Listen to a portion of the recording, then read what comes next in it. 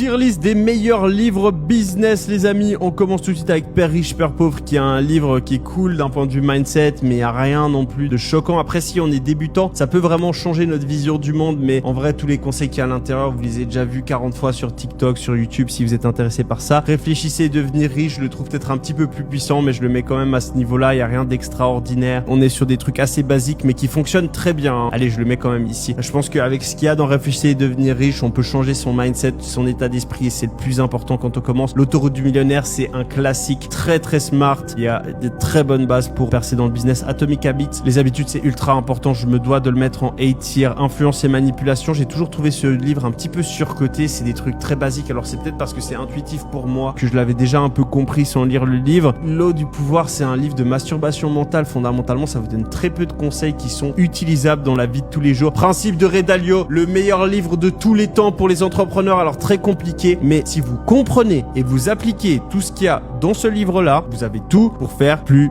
de 10 millions. Donc c'est un livre peut-être un petit peu plus avancé. C'est pas le livre pour lancer votre premier business, mais pour faire passer votre premier business de quelques dizaines de milliers d'euros à des centaines, des millions d'euros. Il y a tout ce qu'il faut. Ego is the enemy. Voilà, pas mal. Allez, Hormozy, il est fort quand même. Franchement, oui. L'offre, c'est ultra important et Hormozy, j'aime bien le fait qu'il fait des livres courts et ultra impactful. Le one thing pour gérer votre vie, la priorisation, c'est le plus important, ultra puissant. Le livre de Naval Ravikant, il est très cool. Franchement, ça fait réfléchir. J'adore lire. C'est un des mecs les plus intelligents, les plus inspirants que je connaisse. Mais en termes de conseils pratiques, c'est peut-être pas le meilleur. Deep Work, c'est un livre important, mais c'est pas non plus game changing. Ouais, je pense qu'on va devoir mettre ça comme ça. Voilà les amis, j'espère que vous êtes d'accord avec moi.